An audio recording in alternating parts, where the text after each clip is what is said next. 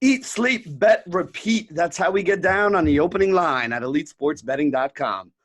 I'll be your host, Benny Ricciardi, and today we got a big slate to talk about. 11 NBA games, the last big slate before the All-Star break coming up. There are two games tomorrow, two pretty good games tomorrow, which we'll talk about tomorrow. But for today, I want to get into most of the other teams in the NBA playing their last game before the All-Star break here. And as always, to do that, I bring in my two experts, the man with the longest RStudio algorithm I've ever seen in my life, Mr. Frank Break up top. What's going on, buddy? Just have my coffee, man. Enjoying the day. Gonna crank this out and then do some more baseball stuff and kind of get ready for that season, especially with the long break in basketball coming up. Be able to do some more work on baseball and get ready there. Yeah, that's the thing. You know, our quote-unquote break from NBA is pretty much everybody started cramming in as much baseball preseason research as you can before the drafts and everything else starts up there. But one guy who's still going to have a lot of plays going in the next couple of days because of all the live betting, especially with the college football and the PGA action, my other expert here today from EliteSportsBetting.com, Mr. Golfman Paulie. What's going on, buddy? What's up, Benny? I don't think I'll have many college football live bets. Just guessing. When I say football, I meant basketball. I said football. You know, I got to do the XFL show tomorrow, so I got football on the mind right now. I was looking at some New York Guardian stats before we came online here today. There you go. The only thing you need to know for XFL this week is the Tampa Bay Vipers hopefully will score more than 3 points with 5 red zone trips. So. Yeah, and who is it that has a new defensive coordinator? Pepper Johnson got fired already the first week of the season. Yeah, I saw. Yeah, that's got to be obviously some kind of record. First week of the season in the XFL. First coach should be fired already. So there's a lot of similarities apparently between XFL and NFL life. Yeah. Yeah, it doesn't last long. So, you know, before we came on here, you guys were both saying that the lines have been moving a lot here today. Might have something to do with a lot of the injuries and things that are going on right now. We got a couple guys coming back, a couple big players coming back, a couple guys that are going to be out right now as well, you know, and a lot of things that are kind of moving around. So let's get into all these games here today. The first one we'll talk about, one of the lower total games on the board here today, Detroit and Orlando. The Magic are a 7.5, 7-point favorite, depending on where you're looking here. 204 was the opening line, which was kind of low. The public actually came in on the over here. Saw it get up to 207, and now seeing it come back down to around 206, 206.5 in a lot of spots. So anything you guys are looking at on this game, or did we kind of miss a lot of the moves that are going to happen here? I've got nothing here. These Detroit games have been very low totals, right? I told you on Monday that I thought the game would go under 200. It had a chance to go under 200 or be below 200. And we played like under 208 or something in that game on Monday. And it looks like they're finally starting to adjust a little bit to this Detroit team that, you know, had their sell-off and they're playing so slow. I mean, as slow as you'll see an NBA team play, you know, over 16 seconds per possession. So they're really running the shot clock down and just I mean, they just don't have anything left. I've got this game at 205.5, so no value left here for me at 206.5. I'm seeing some 206 out there, but yeah, it took one game, one or two games. I think I maybe got 2 unders in, and books kind of caught up to, okay, this team is effectively giving up here, and it's you know they're just not going to score many points, plain and simple.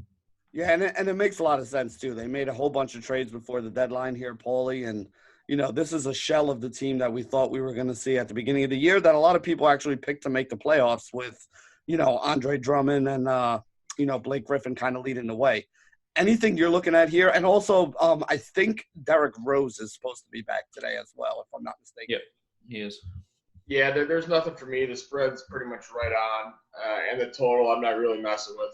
I still haven't had, you know, a good take on the Pistons whenever they play the Magic here with the way the Pistons pace has been. This is another game that I wouldn't be surprised if it ends up at 180, and then for some reason you may end up seeing if Rose is back, you might see this game push above the 206 number. So this is one I'll be looking at live. You'll be able to talk for about a quarter if these teams are going to have the pace to go over or under the total. All right, so maybe something we can look at for a little in-game action here, but nothing on the pre-flop. Correct. All right, so let's look at the next game. Let's go to the other side of the spectrum here. We go from a game that has like a 204 total to one with a 233 total. Atlanta opened as a 1-point favorite, actually seeing that creep up a little bit. They're a 2-point favorite. In a lot of places I'm looking at here this morning, taking on the Cleveland Cavaliers, Kevin Love listed as questionable here today. Andre Drummond finally in the fold for Cleveland. Paulie, we'll start with you on this one. Atlanta, Cleveland, anything you're looking at? No, nothing for me. I got the game lined at 3 and showing up as 2 across the market pretty much, so it's not a big enough edge for me to play here. All right. Frank, anything for you here? Yeah, 1.5 for me, and that's with Love in. So Love's questionable, Bembry's questionable, but Bembry's not very good, so he's not going to affect the line too much. It's looking like, to me, this line is saying that Love's going to play. We talked about before, Kevin Love's not. He's an average player now. He's just not very good, but it's still better than the bench option that's going to replace him. So if he's out, I would see this line maybe closer to Paulie's number, like 3.5. So there could be some value there with the Hawks if he is in fact out. But to me, this line is kind of insinuating he's going to play. I've got no edge on the total either with him in. So that being said, I'm going to avoid it for now and see what happens. Yeah, total opened at 233. Actually seeing it moving up a little bit here, 235 in some spots. Yeah, I was going to say 234.5. There's a couple 235s out there as well. So, even if you did like the total, it's kind of, moving against you here anyway. I have it at 236, and like I said, it just, the way the line's moving, it just seems like Love is going to play, but that's up for interpretation, I guess. Yeah, I mean, listen, this is 2 bad defensive teams. There'll probably be a lot of points here. Definitely a game I'm looking to get some fantasy action involved with, but probably not anything I'm going to be putting any money on for the sports betting side. So let's look at the next game. Another game with a pretty decent total here. The Washington Wizards, who seem to give up points to everybody. 2.5-point underdog here against the New York Knicks at home. Washington is on a back-to-back. Pretty sure they played last night, if I'm not mistaken, right? Mm-hmm. Yeah, so that might have something to do with the total, with the Knicks being favored as well here. Pretty much holding steady. I'm seeing 229s in the market, so not too much change. Frank, Washington and the Knicks, anything you're looking at? Yeah, Washington on the back-to-back, that's about a 4.5 point disadvantage to a team back-to-back on the road. So otherwise, I think we would see Washington as a favorite here. That being said, my model's like Washington all year. We've talked about this. I know that, our colleague, MLB model at the Alcoholic, Rob, has said the same thing. He's like Washington all year as well. From a team perspective, they got hurt early, and I think that's as they've gotten healthier. I think that's given us some good value in the market because of how bad they were, and they've won 4 of their last 6. We laid the points last night, and I'm gonna take the +2.5 today. I've got the game lined at half a point, so the Knicks -1.5 points, so very small favorites there. Any interest in the money line on that then too? I'm not going to play the money line, but if I have value on the spread, there's certainly value on the money line. I don't know what it is right now, but I didn't look either before we came on. I'm just looking at +127, +125, +130 in some spots. So yeah, I mean, there's certainly value there. Obviously, I have the game, like I said, I have Knicks as a very small favorite, so I would expect that line to be maybe +105. Something like that. But I don't necessarily know if the market's going to move that way. There was a little bit of money that came in on Washington yesterday late. So I wouldn't be surprised to see the same thing here. Maybe get that line down to like 2, 1.5 maybe. But, I'm usually hesitant playing on these back-to-backs, but I've liked Washington all year. They're healthy. They're playing better. I bet the regular season win total over. So I'm just going to keep chasing them until they let me down. All right, fair enough. Paulie, anything for you, Washington and Knicks? Yeah, I'm going to go back to the wall with the same play I made yesterday in Washington, which was Washington first half over. So if you've looked, and I'm sure Frank will probably see this in his data as well, Washington's pace and scoring efficiency in the first half is miles better than their second half, particularly from about the midpoint of the first quarter until the end of the first half.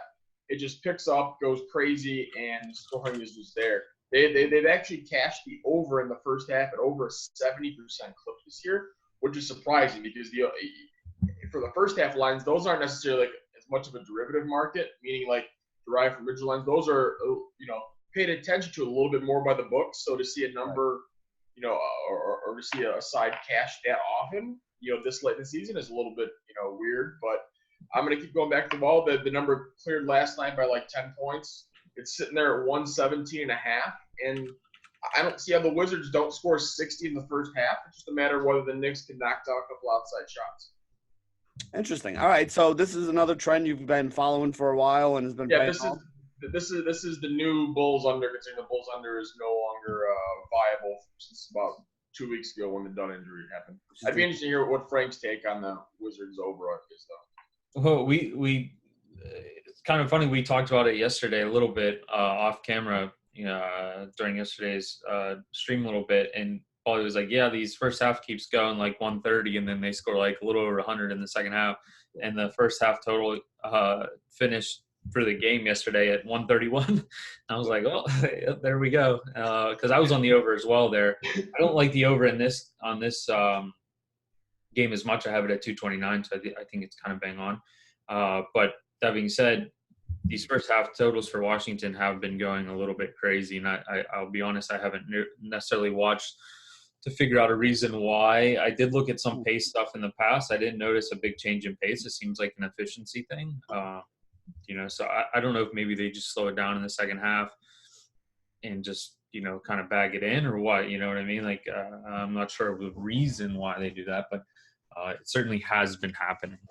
Well, I mean, you still got to keep tanking. So, I mean, if you have a good first half, you got to make sure you slow it down in the second half. You can't get a win. That's definitely not what's in the cards for him. But anyway, that is something for us to keep watching now, the Wizards' first half totals. So, 117 you said today, Paulie? Yeah, it was 117.5. Yeah, and that's also one of those where even if you bet that or even if you don't bet it, you can watch the game live, and if it gets off to a slow start, you can bang the live total for either the first half or for the game, because you're going to be in a good spot at halftime, even for the game line, where you could possibly middle it back the other way. And I will say on the back-to-backs too, teams tend to they're about 3 points worse, about a point or so offensively, so not a big offensive change, but teams tend to be almost 2.5, 3 points worse on defense. Okay. When they're on the back-to-back. So that's usually where the value comes from. So that's another reason why you might see, like Paulie said, we saw some over money here, and you might see in that first half that Washington might play a little bit worse defense. And I kind of like them chasing a little bit too if you're going to play an over, right? Because they're a little better efficiency team than the Knicks. Mm-hmm. Yeah, so the Knicks will take any help they can get. So if you're going to give them a free 2 or 3 points, they're definitely going to take it. They need all that. And if Washington gets done double digits, it's almost an auto live bet on Washington in this game. Auto live bet on Washington. If they're down double digits, the Knicks have been atrocious, especially in the third quarter this year. So if Washington gets down to 10 any time and you're getting +7, +8 live for Washington, it's an auto bet. All right, so a lot of things to look for here tonight on this Wizards-Knicks game. Unfortunately, I can't watch the Knicks game if I'm in my bedroom because I got blacked out on NBA.com for some reason because they're my local team, which is not the worst thing in the world. I don't get to watch. Yeah, I don't get to watch Nets games, which kind of sucks, but I'm perfectly fine not being able to watch some of the Knicks games. So let's go to the next one here. We got Toronto and Brooklyn, the other game I can't watch here. 3.5-point favorite by Toronto right now. I think that actually opened up a little bit lower, right? Wasn't that like a 2-point favorite earlier in the day? Yeah, I was able to get it at 2.5 when it opened late last night. It's now moved up to like 3.5, 4 in most places, which is like right on the edge of playing. Because I make the line like 5.5 here. Okay. So it's one of those. There's no real need to push the action based upon the current line. You can either wait to see if it drops a little bit throughout the day. If it drops down to 3 or back down to 2.5, I'd play it. If not, it's just kind of just a wait and see. You can most likely get in on this game if you want live at a similar number. I'm not saying it's equivalent value, but at some point, Brooklyn's going to make a small little run. You can hop into Toronto, probably close to round pick 'em, I would think. All right, yeah, and that makes a lot of sense, especially the way Brooklyn plays because they are a very streaky team here. Exactly, yeah. Anything on that 224 total, or are you staying away from that? Nothing for me on the total there. Frank, how about you? Anything you're looking at in this one? Yeah, I'm with Paul. I've got this game at 5. I'm not that excited to lay the points with Ibaka questionable. Not that he's a huge piece. I don't think he's going to affect the line more than like a half point or a point. But I'd rather know whether he's in or not. I've got the total at 224.5. It was like 223 at DraftKings earlier, so I did get down on that. But unfortunately, that number is gone at this point. Yeah, I'm even seeing a couple 225. So if anything, it's actually going to Yeah. even up a little bit. If anything, I think here. So let's talk about the next game here. Next one is Milwaukee and Indiana. Congratulations to Giannis for his first child being born on Monday. The drawback of that is it looks like Giannis is not going to be playing today. So Milwaukee on the road against a pretty good Indiana Pacers team without Giannis. Frank, we'll start with you. What are you thinking here? Yeah, I have the game right around pick 'em, but I've been riding this Pacers team a little bit because I'm like, oh, the talent's going to show up. They're going to be better.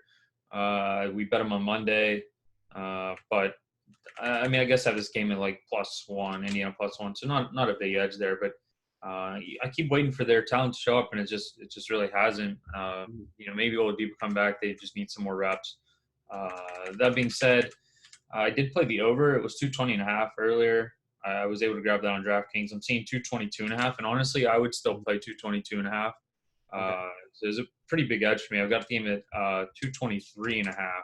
So that would be my worst number. I'm seeing some 223s starting to pop up a little bit there. I think there was like a little bit of a fake in this game, or a little bit of maybe dumb money because of Giannis being out. Milwaukee's only playing about a third of a second slower than they usually do without him. Obviously, he's a huge piece to their team, but we've seen time and time again, including their last game, they scored like 123 or 125 points or something in their last game without him.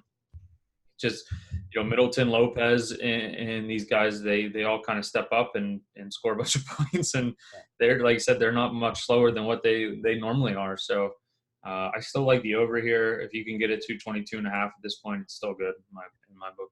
Yeah, and even the last time Giannis was out before that, I know it was the Wizards, and everybody puts up numbers against the Wizards, but they put up 150 without Giannis against the Wizards. Like that's no joke. That's still a lot. They are playing slower, but it's not much. They're the fastest team in the NBA, and without them, they're the second fastest team in the NBA. So. All right, so yeah, so they're still up there. Yeah, still up there in the rankings.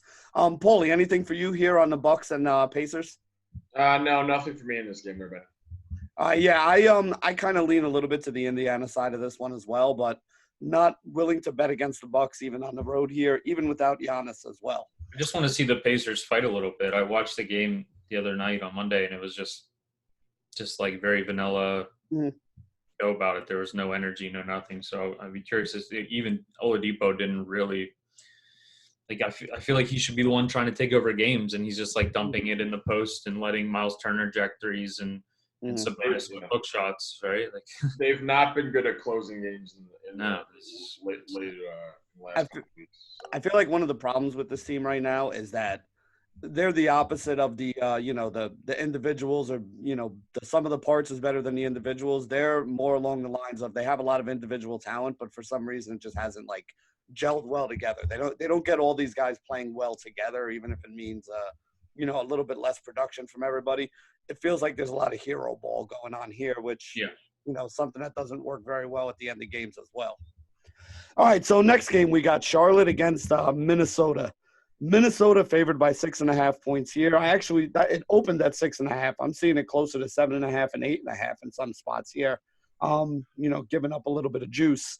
225 was the opening total. Seeing that up to 227 as well here. Any thoughts, Charlotte and Minnesota? Who we starting with here? We'll start with you, Frank. Yeah, I played the over here to 225.5. It has just in the last minute has shot up to 226, 226.5, 227 in some spots. The reason for that is I think the Timberwolves have picked up a little bit. I think this is the first Hornets over I've played all year. So I'm going to go ahead and assume that the Timberwolves have picked up some pace here, maybe with D'Lo back. Yeah, over last week, fourth fastest team in the NBA. So they've definitely picked up some pace. They're generally fast, but they're playing over half second faster per possession now. And like we said before, he's not a good defender, but he's a good offensive player, and he pushes pace. So kind of what we would expect from these guys.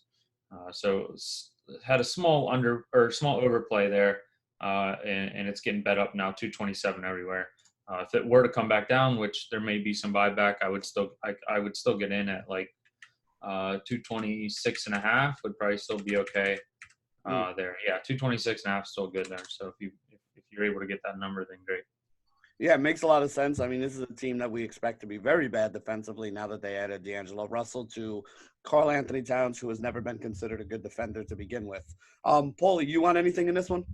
No, I just had a slight lean to the over. It wasn't enough for me to play, but it's one I'm gonna watch live because these two Timberwolves games since they've got rid of Wiggins has been interesting because they just keep jacking threes and making everything. So if we see that again, I mean, we saw with the Toronto game the other night where it started out hot, and I actually thought it was going to slow down a little bit, and then it did, and then they just made like 45 points the last 6 minutes of the game for us to go over the live over, which I had at like 260 or something like that under live under, I think. So Yeah, I mean, it's one that's going to watch this. You may see another massive shootout in this game, where it wouldn't surprise me if you see 240 points in this game, even with Charlotte playing here, because Charlotte isn't really playing for anything.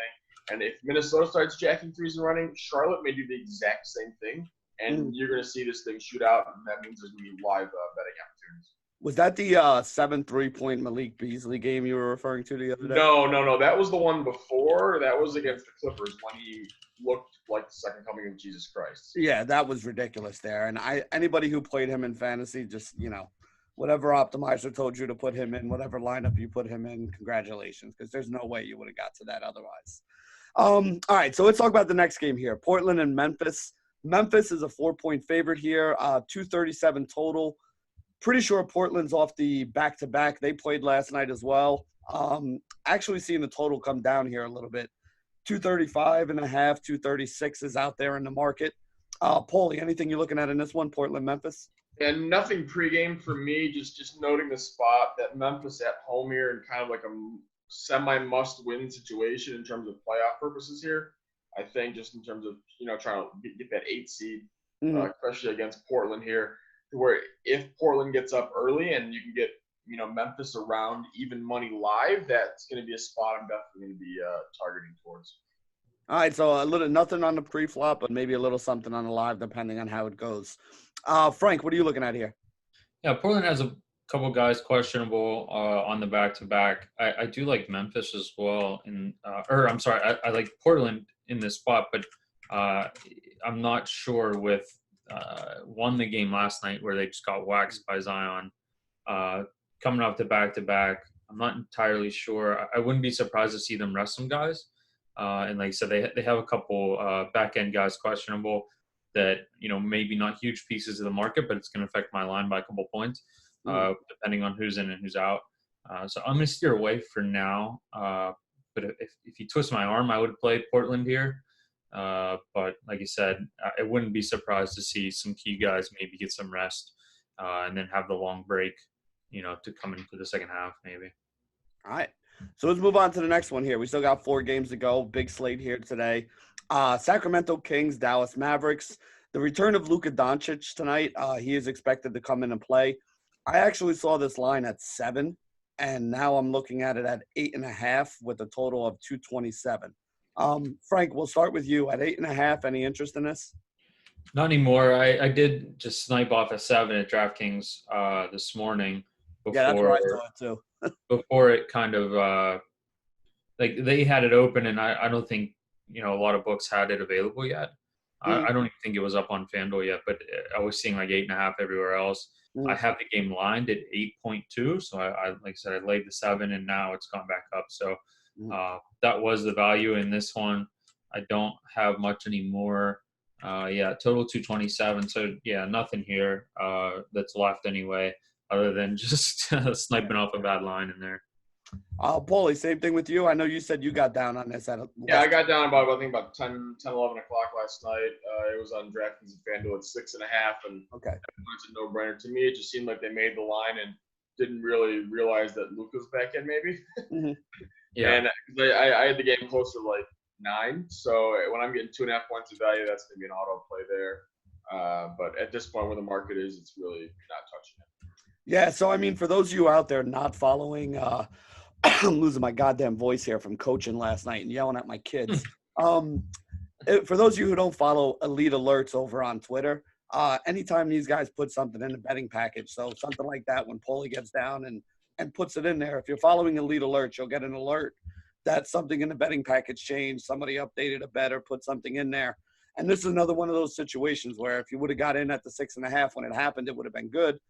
At 8.5 right now, the guys think there's not too much value left there. So we'll probably watch Luka's return, but not put any money on the line for it. So Golden State Warriors, Phoenix Suns. Phoenix Suns favored by 7. 225 is the total in this one. Paulie, we'll start with you this time. Golden State, Phoenix, anything?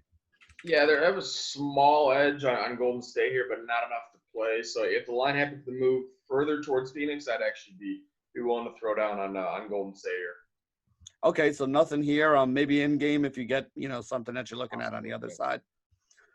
Frank, anything for you here? Golden State, Phoenix. Yeah, I also have a small edge with the Warriors, but Ayton's questionable, and we talked about him on Monday, I think, or last week, and he doesn't. I mean, he's not like a great player, but the Suns bench is so bad that the guys that are going to fill those minutes are certainly replacement level players. They're not very good. So, I mean, Looney's questionable as well, and if he ends up out, I think this line's probably kind of bang on. He's maybe worth like a point. So, yeah, I'll have the Warriors lean here, but with Ayton and Looney questionable, Ayton definitely a pace guy, definitely has some determining factor on the pace. I'm just going to stay away here until we get some news, but I would suspect that I don't have much of a player anyway, so I've got it at 226. But there's no reason for me to chase on this game, considering. Yeah, I mean, it was a tough matchup for them last time out against the Lakers and wound up losing by 25 points. Thing I did notice about that game, though, I mean, not only if Ayton's out again here today, they're already playing without Saric, without Kaminsky, and without Aaron Baines. So now you're down to Check Diallo getting the start and playing 30 minutes. And, like you said, that's a very big drop-off from Ayton, who may not be a great player, but, I mean, he is a former number 1 overall pick and, a guy who's put up some 20 and 10 games recently in this role. Yeah, I mean, you're talking about him being about an average player from an efficiency standpoint, and Diallo is a -2, maybe even more. He's -2 when he's on the bench, so maybe even more than that. He's playing 38 minutes tonight. I'm not involved in that. I don't want any parts of it. So I mean, if anything, I think I would be on the same side, have a little bit of a lean to the Golden State side, and we'll see how some of that injury news works out there. Next game, Miami and Utah. Utah favored by 4.5. That was the open. That's pretty much where it's at. The total has come down a little bit. Opened at 219.5, down to 217.5. I don't know where we are, Frank. I think we're at you here. What are you looking at in this one, Utah and Miami? Yeah, Conley back to questionable. We talked about him. He determines that pace so much for them. I have him out. To me, this line is kind of indicating I think that he's going to be out, because I have it at 4 with him out. He's not like a crazy point spread effector. Maybe just a couple points, but and Utah's pretty deep, but he controls that pace so much. If anything, he really slows them down. So if he were in, I would definitely like the under if he were in. But now, earlier in his career, he was also a plus defender. You still have him as a plus defender, or is he off this year? Yeah, he is, and it's rare for point guards to be plus defenders in general, because it also takes into the fact like rebounding, block shots, things like that. So like these all-encompassing stats, you'll always see centers as plus defenders because they add points to the under. They reduce efficiency on the other team, whereas point guards generally don't. And it's just very rare to see a plus defender like Conley or Chris Paul. Chris Paul is efficiency darling because gets a lot of steals, right? Like he actually blocks some shots, he gets a lot of steals, decent rebounder for a point guard. So Conley's kind of in that same boat, like a poor man's Chris Paul a little bit, at least from earlier in his career. And he like you said, he's going to affect this game from more of a total standpoint than anything. If he were in, I think I'm going to like the under. If he's out, I'll probably stay away from it. Okay, fair enough. And there'll be some fantasy, percussions to that as well, like a guy like Joe Ingles, who's going to wind up on my list today if Mike Conley doesn't play. Paulie, how about you? Anything you're looking at here, Miami, Utah? Nothing for me in this game, buddy. All right, so that brings us to the last one here. We got the Lakers going up against the Denver Nuggets. Game that I'm interested in watching, although I really don't know if I'm going to be getting down on. The Lakers 2-point favorite currently. The game is in Denver, 220 total. Seeing some 220 and a halves in the market as well, but really not a lot of movement overall. Paulie, we'll start with you here. Lakers, Denver, anything? Yeah, I'm spot on, right on with the spread and the total here. So I'm not going to be touching, just sitting back and watching the game. Yeah, like I said, going to be a game I want to watch. Probably not one that I'm going to get down on. Frank, you joining us and watching and not betting on this one? Yeah, part of that is, neither of these teams are banged up right now. I think Davis is probable, but, he's probably he's always questionable, probable. And yeah, right. It just depends if he makes it to the first half. So plus 1.5, Denver plus 1.5. I have a 221.5. So some small leans there, but not playable for me quite there. All right, so that wraps it up. Like I said, big 11-game slate here leading into the All-Star. We'll have about a week off or so. Maybe we'll do something next week. Maybe we'll talk a little bit of just in general, or maybe we'll go and look at some college basketball or something, since there won't be any games on Monday and Wednesday, the days that we usually wind up doing NBA here for you guys. Before we sign off here, let's give everybody a nice way to go into the All-Star break with a win. What's your best bet of the day? If I had to put you on the spot, one bet that you're making that you could still get the lines on now, not something that we're already down on that the lines move. Something that you can get in on right now, what would that be? Wizards plus 2.5 for me. Like you said, there was a little bit of money that came in late yesterday. I could see the same thing happening here. The other lines have moved quite a bit from what I played just less than an hour ago. So Wizards plus 2.5. I just think this team's a little bit better than what anybody else is thinking, it seems. So I could see this getting down to 2 maybe, but it should probably be even lower than that.